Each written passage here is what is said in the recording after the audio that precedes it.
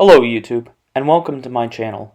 On April 7, 2019, I made a response to PhilosophyTube's video, Transphobia. In that video I made several points. The postmodern view of gender, which transgender philosophy relies on, reduces gender to a personal experience with no external referent. This makes words regarding gender, that is, words like male, female, boy, girl, woman, man, etc., examples of what philosopher Wittgenstein calls private language. This means that gender statements made by trans people cannot be assessed by others to be true or false. They are, for all practical purposes, lacking truth value. I received a lot of feedback on this video. It is one of the most watched videos on my small channel and has approximately 40 comments and is one of the few videos with more dislikes than likes.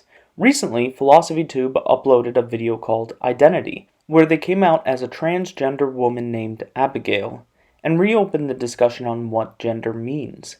In this video, I'm going to show how Abigail's newest video not only fails to do what it claimed to do, that is, show us what it's like to be transgender, but also how it reinforces the arguments I made in my first response video on this topic. If you haven't seen that first video, the link is in the description, and a lot of what I say here will reference that video. So let's begin. About 3 minutes into PhilosophyTube's video, Ollie tells us what this video is going to do. I'm going to show you what it's like to be transgender.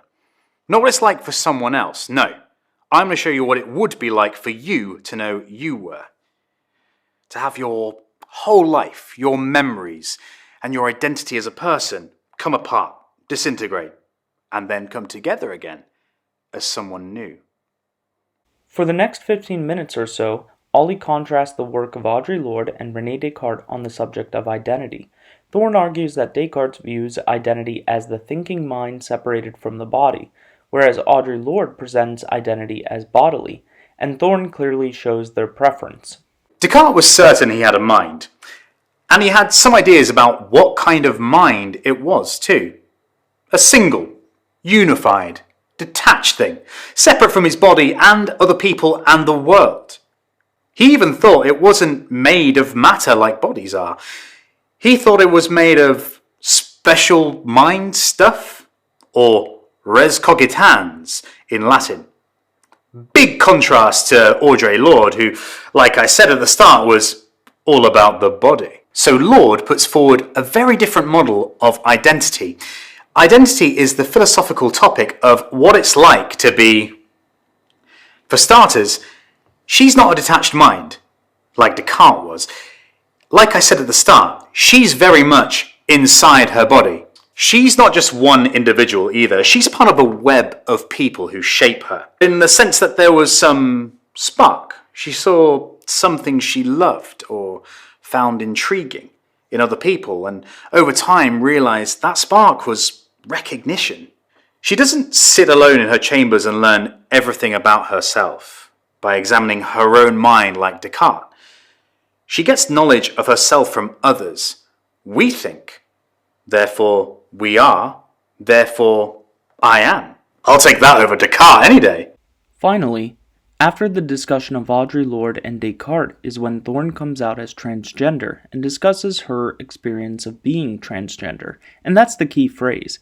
She's describing her personal experience of transitioning from male to female without any external reference to the words male and female. She does discuss what the transitioning process is like. She talks about how switching genders is like quitting a job you hate that wore you down and starting a new job where you feel happy and fulfilled. That's all well and good, but that could describe any experience of personal change. It doesn't tell me anything about that change specifically as a change in genders. In fact, very little in the video actually discusses gender. Now, it's true, she does talk about how she liked the muscles and beard Ollie had, and mentions covering up her breasts.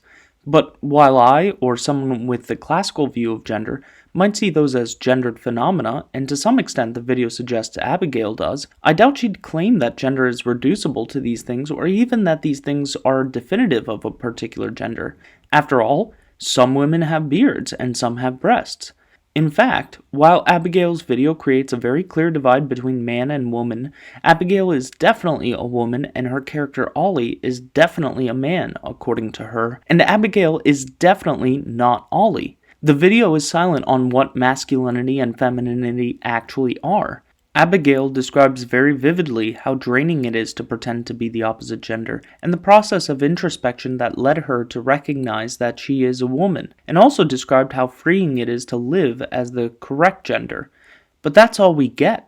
We don't know what it is about pretending to be a man specifically that Abigail found draining. She tells us she recognized a spark that she found intriguing and loved in other people, but she doesn't tell us what that spark was, or even that the other people she saw it in were women, or what it is about being a woman that Abigail sees as freeing.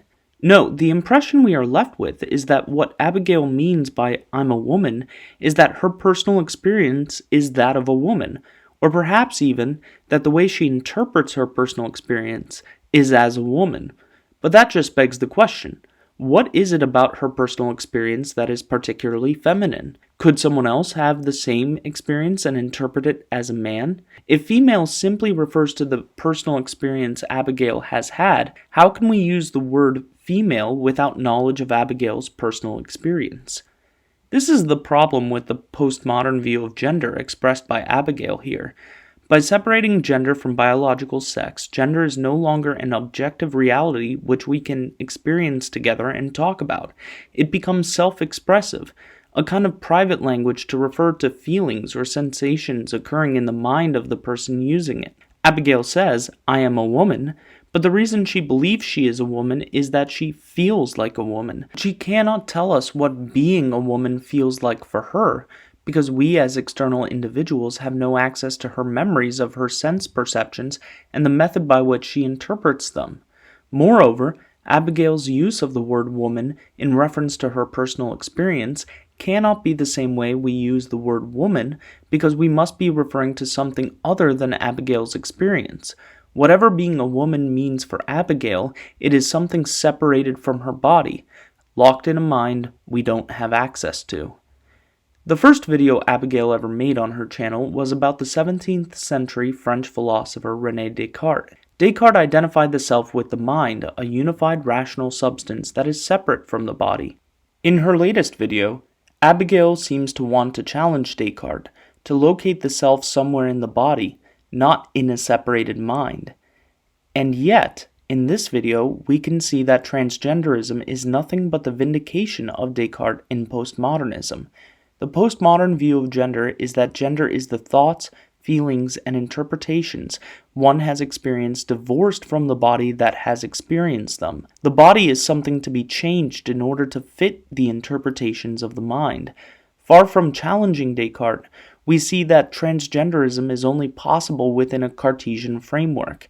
This is why Abigail couldn't describe or define male and female outside of her own experience. Because outside of her own experience, these words don't have any meaning in the postmodern view of gender. They are merely private language. It is for this reason that I believe the postmodern view of gender and therefore the possibility of transgenderism should be rejected. Male and female aren't just private expressions of mental states of a particular individual with no referent outside the mind, but descriptions of a shared communal reality, where my identity, my sense of self, and my relationships with others are not dependent on how I'm feeling, but on who I am, both mind and body together, with no division between the two. Thanks for watching. Let me know your thoughts in the comments, and please like and subscribe. Until next time, go with God.